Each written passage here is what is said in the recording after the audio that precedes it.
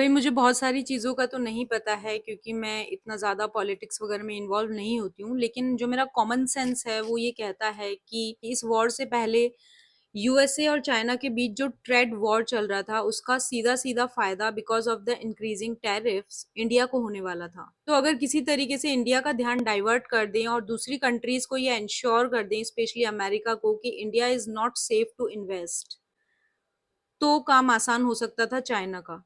May be I am not right but this can be a scenario as well. मुझे लगता है कि हमें सिक्के के दूसरे पहलू की तरफ भी ध्यान देना चाहिए क्योंकि हर सिक्के के दो पहलू होते हैं। इस वॉर से दोनों ही कंट्रीज के प्राइम मिनिस्टर को फायदा होने वाला है। उनकी सत्ता बनी रहेगी और साम्राज्य बढ़ेगा इन द अपकमिंग ईयर्स। तीसरा, जैसे डिमोनेटाइजेशन से कोई फायदा नहीं हुआ, कोई काला धन, कोई भ्रष्टाचार, कोई करप्शन खत्म नहीं हुआ, बल्कि केवल अचानक से लोगों का इतना सारा पैसा तबाह हो जाने की वजह से लोग स्ट्रेस, टेंशन और हार्ट अटैक से मारे गए जिनका कोई रिकॉर्ड भी नहीं है।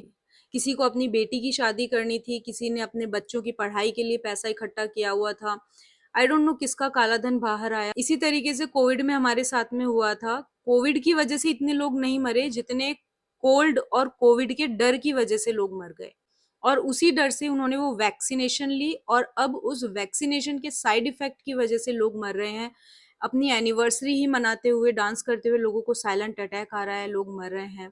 इसी तरह ऑपरेशन सिंदूर से मुझे नहीं पता कितने टेररिस्ट मारे गए, क्या उनका सरगना मारा गया, क्या वो टेररिस्ट मारे गए जिन्होंने पहलगाम में अटैक किया था, क्या उस पहलगाम के अटैक की कोई रिपोर्ट आई कि वहां पे कोई सिक्योरिटी क्यों नहीं थी, वहां से 3 चेक पोस्ट सेना के क्यों हटा दिए गए थे just 1 week before the attack, किसके कहने पे हटाए गए थे, उनकी शिनाख्त की गई या नहीं की गई, उनका सरगना कहाँ पे है, ये हमारी अभी तक इंडियन इंटेलिजेंसी ने ट्रैक क्यों नहीं किया, उसे क्यों हम नहीं पकड़ पाए हैं।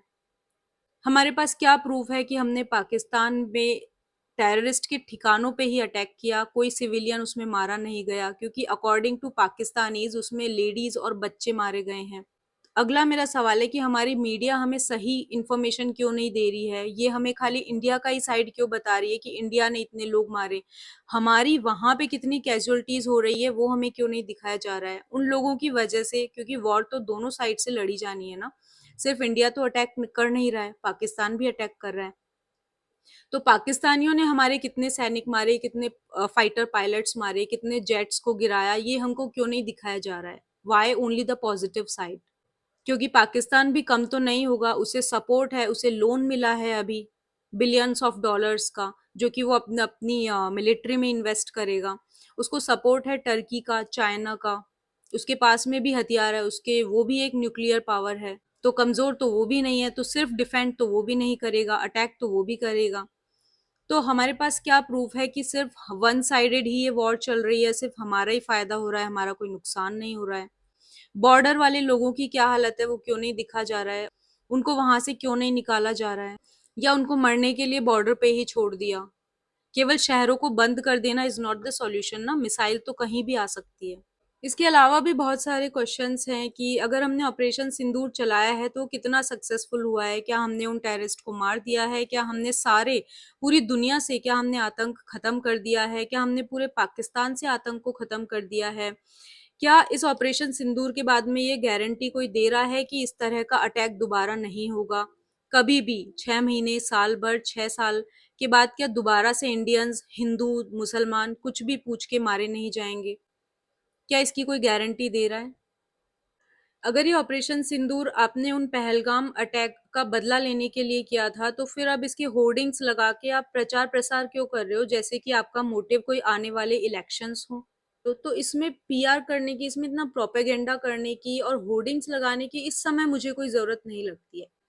अगला मेरा सवाल है, अभी तक आईपीएल क्यों नहीं रुके हैं? जो 2 से 3 दिन के लिए सस्पेंड हुए आपने उनको वापस से रिज्यूम कर दिया। लोग इसी में ही लगे रहें, लोगों को खाली खाने को दे दो, उनको एंटरटेनमेंट और सर्कस दे दो, और वो जो रियल मुद्दे हैं ना उसको भूल जाएंगे।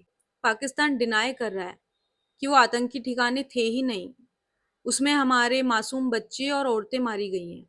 इसी तरह पाकिस्तान कह रहा है कि हमने हिंदुस्तान के 3 या 5 जेट्स को शॉट डाउन किया है, गिरा दिया है, हमने इनके पायलट्स, फाइटर पायलट्स को मारा है।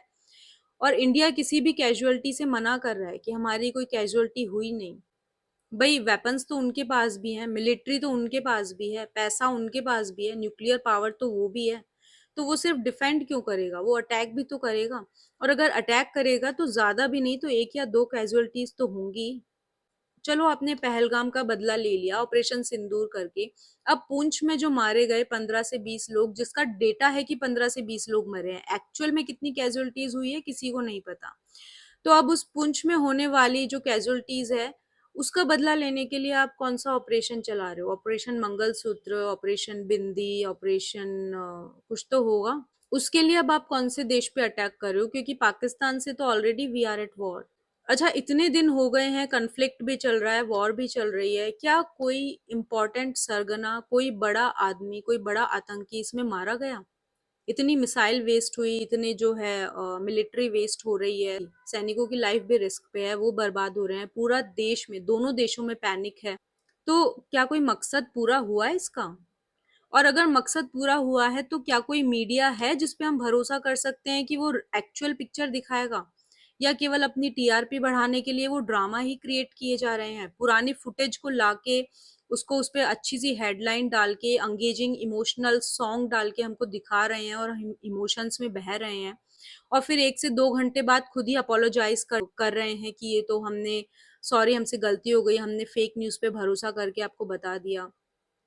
तो अब ये हमारा काम है क्या कि हम ये फिल्टर आउट करें कि कौन सी न्यूज़ अच्छी है, कौन सी न्यूज़ गलत है? देखो, मैं वॉर के सपोर्ट में तब हूँ जब वॉर ये श्योरिटी देता हो कि आगे इस तरह की चीजें दोबारा नहीं होंगी।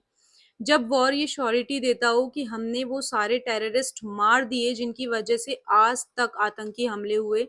अगर वॉर ये श्योरिटी देता हो कि हमने उन सब आतंकियों के सरगनाओं को भी मार डाला। अगर वॉर ये श्योरिटी देता हो कि हमने आईसिस जैसी संगठन को मार डाला या खत्म कर दिया जो कि आतंकवाद को बढ़ावा देता है। अगर ये सब कुछ है तो मैं वॉर के सपोर्ट में हूँ। लेकिन अगर ये केवल एक खेल चल रहा है ना दोनों देशों के बीच में, पॉलिटिकल इंटरेस्ट है इसमें, दूसरे देशों का फायदा है। आपको पता है जब दो देश लड़ते हैं तो उन दो देशों के अलावा जितने भी देश हैं पूरे वर्ल्ड में उनका फायदा होता है, स्पेशली नेबरिंग कंट्रीज का। मेरा अगला सवाल है कि आप हमेशा इतना क्विक डिसीजन क्यों लेते हैं? आप जो भी डिसीजन लेते हैं वो मास लेवल पे होता है, 140 करोड़ लोगों के लिए होता है। 140 करोड़ लोगों की जिंदगी उस डिसीजन से इम्पैक्ट करने वाली होती है, बहुत ही बुरे तरीके से, फाइनेंशियली, फिजिकली, इमोशनली, स्पिरिचुअली और मेंटली। हर तरीके से आपके डिसीजन उन 140 करोड़ लोगों को इम्पैक्ट करने वाले होते हैं। तो आप कोई भी नया नियम लाने से पहले जब भी आप मन की बात करते हो तो लोगों को, पूरे देश को 2 से 3 दिन का टाइम क्यों नहीं देते हो to get prepared for your decision? आपने कोविड में एकदम से लॉकडाउन अनाउंस कर दिया। कोई मजदूर काम पे गया होगा, कोई जॉब वाले बाहर पोस्टेड होंगे, कोई अपने रिलेटिव के या घूमने के लिए गया होगा।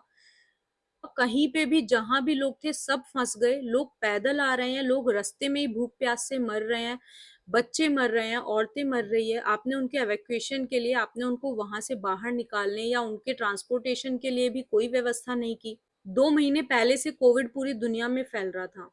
आप कम से कम 2 दिन का टाइम दे सकते थे इंडिया वालों को to get prepared for this your upcoming lockdown, और वो लॉकडाउन 3 महीने तक रहा। और अब आपने एकदम से वॉर छेड़ दी। आपने 1 से 2 दिन का टाइम भी नहीं दिया, एटलीस्ट बॉर्डर वाले खुद को सेव कर सकते थे।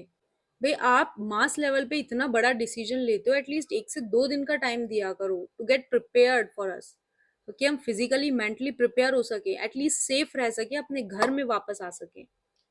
ऐसे बहुत सारे वीडियोस वायरल हो रहे हैं जिसमें विद प्रूफ लोग ये बता रहे हैं कि ये सारी चीज प्लान्ड थी। ये सब चीजें पहले ही कह दी गई थी इंडिया को कमजोर करने के लिए, इंडिया के रिलेशंस विद अदर कंट्रीज कमजोर करने के लिए। अब इसकी सच्चाई कौन बताएगा? या तो आप सोशल मीडिया बंद कर दो क्योंकि लोगों के पास बहुत गलत फहमी फैल रही है, या अगर आप कोई भी फेक न्यूज देखते हो तो उसका आप रियलिटी बताओ, क्योंकि अभी तो ट्रस्ट हम, जो हमारी मिलिट्री हमारे हमारे आगे जो रिपोर्ट पेश कर रही है ना, हम उसको भी सच नहीं मान सकते हैं। अभी हम इस कंडीशन में हैं।